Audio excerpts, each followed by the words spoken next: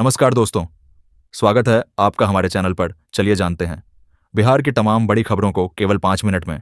उससे पहले अगर आप चैनल को सब्सक्राइब नहीं किए हैं तो चैनल को सब्सक्राइब कर लें और वीडियो को लाइक ज़रूर कर लें। और यह वीडियो आप किस जगह से देख रहे हैं कमेंट में ज़रूर बताएं। बिहार चुनाव में क्या आरजेडी को नुकसान पहुंचाएगी एआईएमआईएम? कितनी सीटों पर है ओवैसी की नज़र? आरजेडी और महागठबंधन की नज़र बिहार की 17% मुस्लिम आबादी के वोटों पर है। अगर ओवैसी अकेले चुनाव लड़े तो क्या इससे एनडीए को फायदा होगा?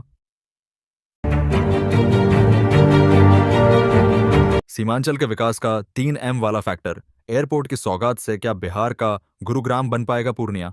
पटना, गया, दरभंगा के बाद पूर्णिया बिहार का चौथा एयरपोर्ट होगा।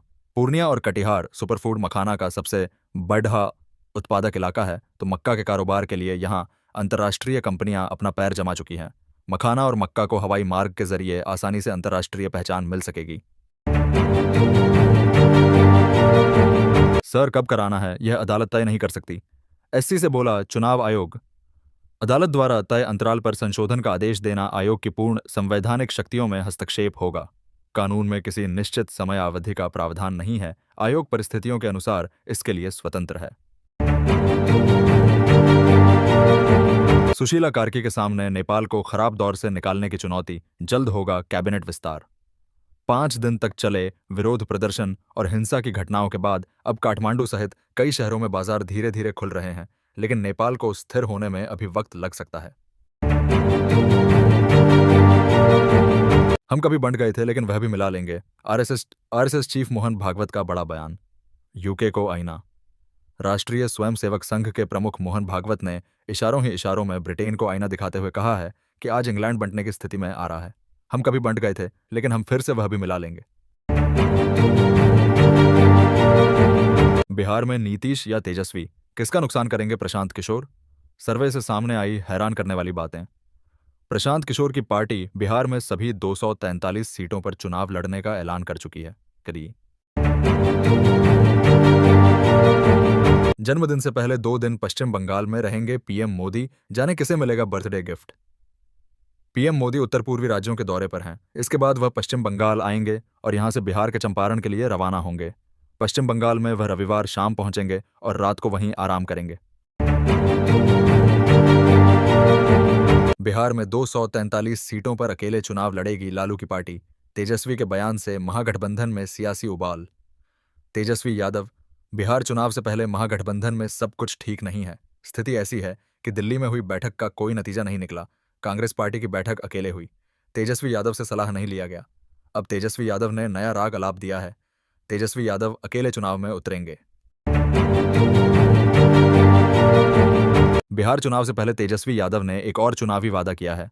उन्होंने कहा कि अगर हमारी सरकार आई तो एम्बुलेंस कर्मियों का मानदेय 320 से 540 रुपए करेंगे। इससे पहले तेजस्वी ने माई बहन योजना और 200 यूनिट फ्री बिजली का वादा भी किया है। बिहार चुनाव को लेकर आए एक ताजा सर्वे ने एनडीए खेमे में खलबली मचा दी है। वोट वाइव नाम की एजेंसी के इस सर्वे में नीतीश कुमार की सरकार के खिलाफ जबरदस्त सत्ता विरोधी लहर दिखाई दे रही है। क्या यह नाखुशी चुनाव में नतीजों को पलट देगी?